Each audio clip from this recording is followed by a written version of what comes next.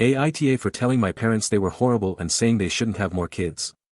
Trigger warning, violence to an infant. I, 16M, was born when my parents were very young. Like my mother was 16 and my father was 17. Both families decided it would be the best for me if effectively my maternal grandparents raised me and my bio parents got to live their lives.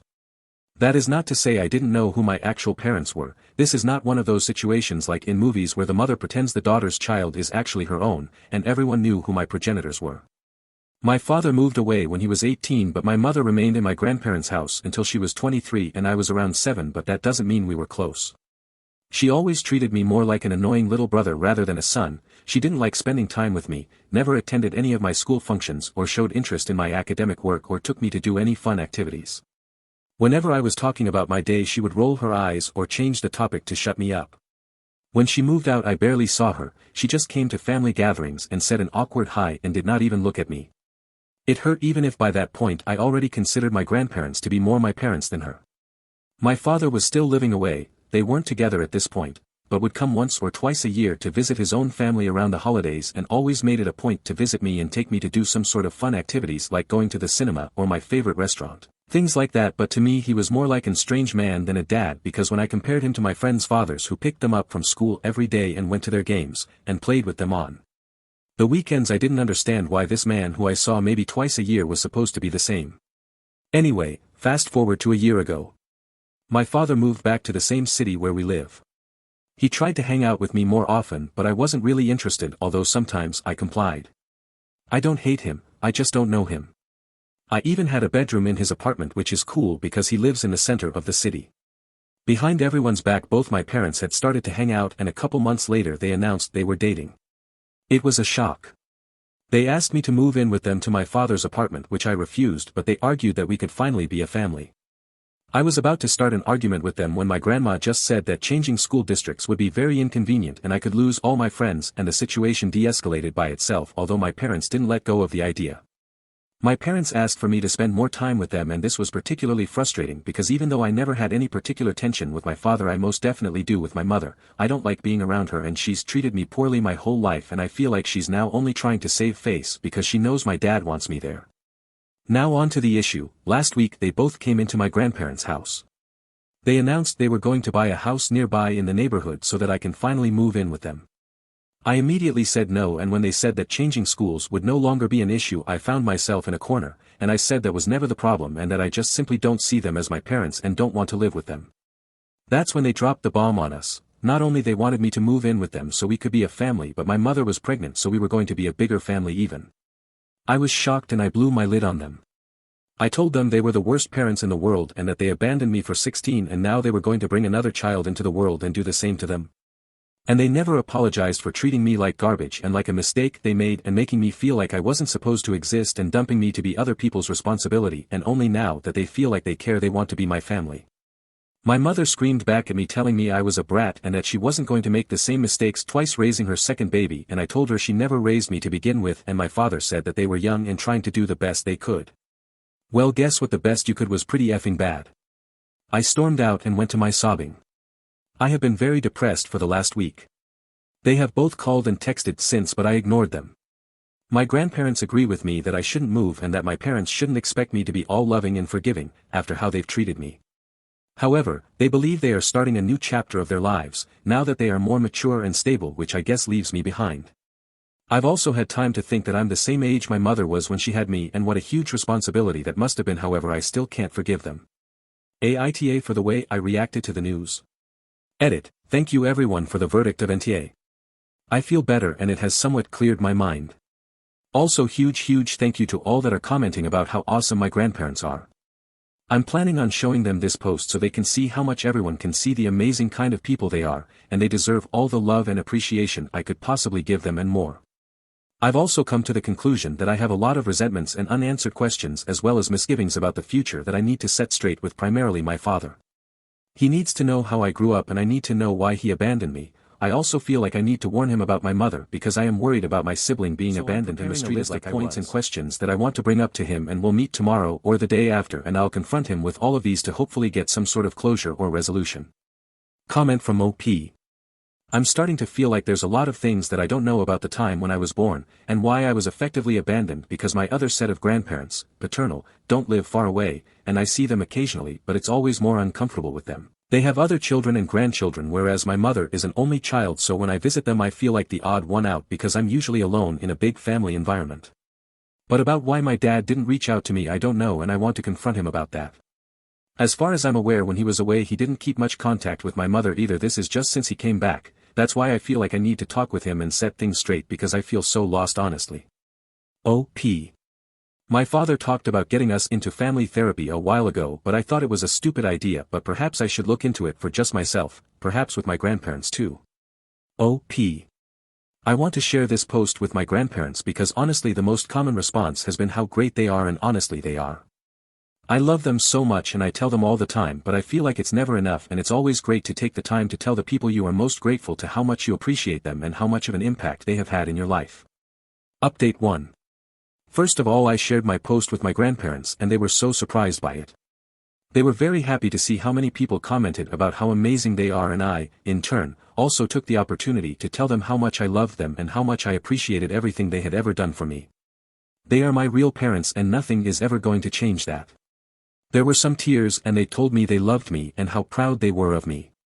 They never thought of themselves as doing something special or worth so much appreciation, they were just taking care of family, but they are the best. After that I started trying to collect my thoughts and arranging a meeting with my father to discuss the things that were bothering me. Why did he abandon me? Why did he think he could just reappear into my life like that I wasn't going to move in with them, and I didn't consider them my parents because they never acted as such. We met at a park and he went to hug me, but I stepped away and he looked hurt and he just apologized for what happened the other day and went into this speech about how we could try to transition into living together part-time and respect my boundaries, and I went blank. I didn't expect for him to talk, so I pulled out my phone and just showed him the post I made the other day and he started reading it in silence. After a while he read it all and some responses and he just asked me if this was true and I said yes, and he asked me if I had questions he would answer honestly. I asked what happened when I was born and he told me that when my mother got pregnant all options were laid on the table: abortion, adoption, marriage, Gramps taking care of me, only one of my parents taking me in.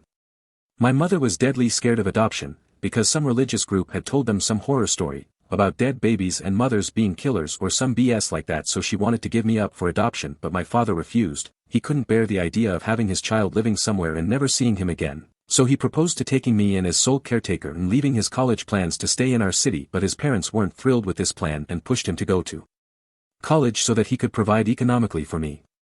They offered themselves to take care of me, but they were significantly older than my maternal grandparents. She was an only child and, at the time, they were just 40, whereas my father has 5 older siblings and his parents were already in their 60s, and since taking care of me meant taking care of my mother for a while as well, my maternal grandparents decided it was the best decision for them to take me. Also, immediately after I was born, my mother had postnatal depression and the doctors advised them to not completely remove them from her side or more damage to our relationship could be done, and my grandparents wanted her to eventually love me as a son. One thing to note about my father that I didn't mention in my OP is that even when he was in college he worked part-time to pay child support, and once he started working in a law firm he started sending more money to my grandparents and set up a college fund for me, which was news for me. My grandparents don't know about this, but my mother does, so I don't know what to do with this information. My father thought of me all the time he spent away and believed he had left me with a happy family, and that he was working to give me a better life, but I followed his life through social media. He went to parties, vacations, had girlfriends and did lots of fun stuff and barely had any contact with me. I asked him why couldn't have he made more of an effort to be a part of my life. Like, I understand if he needed to study in another city and work there, but it's no effort to call or text. Coming once a year just doesn't cut it. He looked ashamed and apologized to me, and I took advice that I saw in a lot of the comments here that I would forgive, but not forget, and that maybe we can build a relationship going forward, but it will always be marked by his actions in the past. If he hasn't been my dad for 16 years, he can't start now. He seemed sad but accepted my conditions. I then told him about my concerns about my mother, told him how bad he treated me as a good mother for my sibling and that I wanted to go low no contact with her. He said that after he left for college, and they broke up, he would call her once in a while to check up on things, but that quickly ended, and when he came back she explained to him that her and I had a great bond, and, even though we didn't see each other daily, it was because I was, in those teenage years, and that she loved spending time with me and had been a very hands-on mom. I told him that all that she said was a lie and that she never cared for me. He obviously read the stuff from my post, but I also told him other things, like when she would ask my grandparents babysitting money for taking care of me, or that she would call me annoying or disgusting to my face when we still lived together, and that severely messed me up. He was very serious and said he would talk to her, but that he really would not allow a child to be treated like that, and that he was sorry for letting that happen to me. Lastly, he told me I would have a bedroom in his house, but he understood perfectly that I would never live there. He was quite emotional at this point and got choked up at this point when he asked me if, even if I didn't consider him my father, I would consider his baby my sibling. I said of course that I planned to be a very active part in their life if I could. He started crying and asked if he could hug me, and this time I agreed. I am happy about the resolution of our conversation, and I really do believe he will be a good parent for my sibling. Relevant comments. P. It was hard for them, and I assure you at every possible turn they have taken my side and have scolded my mother for her treatment towards me and taken measures about it, even forcing her to go to therapy, and they made it really clear to me, explicitly, that I was like a son to them and they wouldn't choose her daughter over me, especially after seeing how she treated me, but it's hard for them because they love her. P. We haven't heard from her since I talked to my dad. My grandparents are a little worried. Keep in mind she is also her daughter, and all bridges cannot be burned. If she does something crazy, I'll update. Update 2. So, a lot of you warned me about the shit hitting the fan, sort of speaking, when my bio mother talked with my dad, and today that's exactly what happened. My father sent me a text early in the morning warning me about the fact that he was going to confront my mother, and that he didn't want anything to splash to me, and reassured me that he believed me completely, and I braced myself because I expected for her to call me berating me or something. I truly don't care about what she thinks, but these past few days have been emotionally draining, and I wasn't sure if I was ready for another full-blown-out confrontation. Using Reddit to bend has been helpful though. After a few hours my mother pulled into our house and let herself in, screaming like mad and calling me every name in the book, saying I had ruined her relationship, and asking me why had I been blabbing about private matters that don't concern anybody. I said that my childhood matters to me and my father, who is also going to be the future father of her child, and that her actions ruined her relationship. She called me an asshole and said I was the biggest fucking mistake she's ever done in her life. I didn't know she could still hurt me, but that was a low blow, and I said that I would do anything in my power to take her baby away from her because she was a monster of a mother. We were screaming at this point, and my grandparents, who were in the backyard, must have heard us, and entered the room and separated us and heard part of the fight. I was fighting tears, and my grandma walked me upstairs to my room as my grandpa screamed to my mother how dared speak to me that way. My grandma soothed me a little and then went to confront my mother with my grandpa. I heard from the door how they ripped my mother a new one. They confronted her for telling me the things that she did, for treating me like garbage all my life, and for lying to my father. They told her how disappointed they were in her for always treating me with disgust, and how many excuses they made for her, thinking she was a child trying to raise a child, but she was now an adult and her behavior continued the same, and they said they were on the path of disinheriting her. My mother was screaming about how hard it had been for her and how much she hurt, but my grandparents were having none of that. They raised me and she was allowed to have the life she wanted and to take all the decisions she wanted without repercussions ever, and I even heard them say that if there was any custody battle ensued over the baby to come, they would take the father's side unless she radically changed everything about her behavior. They went outside for a while, so I don't know what they said, but eventually they came into my room, and my grandparents looked extremely serious, and my mother was red and crying and apologized to me through gritted teeth. I didn't respond, but my grandparents said on her behalf that she was going to start therapy immediately and she was no longer welcome in the house. I called my father after the debacle and he was furious. He talked to my mother before going to a work meeting thing or something, and he confronted her about everything. Apparently it was nasty, but he was willing to work on the relationship for the good of the baby on the condition that my mother would also be working on improving her relationship with me so that whenever I visited them I wouldn't feel uncomfortable. After he left he made her promise she wouldn't contact me until they talked again, but there's my mother for you folks. I asked him to think about what's better for himself and for the baby and to not hold today against my mother. That has come up a lot in the comments of my previous posts is that my progenitors only want me as a babysitter, and that I should steer away from them and baby for my own sake, but I want to make a point about that. I can't say anything about their intentions, I know nothing about that, but I am really very excited to have a sibling. Growing up I had a very small family, it was just my grandparents and me. On my paternal side I had a huge family with aunts, uncles and cousins, but whenever I went there I always felt like the odd one out. They tried to include me and invited me for Easter, Christmas, barbecue and stuff, but I didn't really know them, and although they were nice I always felt like I had a big sign on my head that said, "That kid John had in high school." I can't wait to have a sibling and love them and always be there for them and show them what a family is.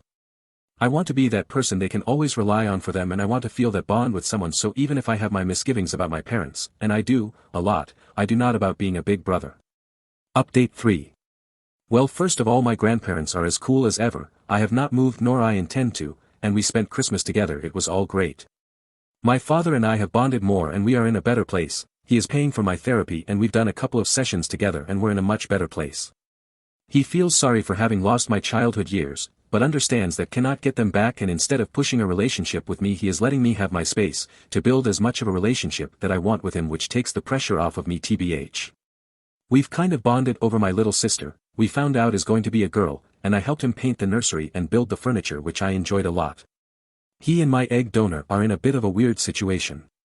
They live together but they're not together.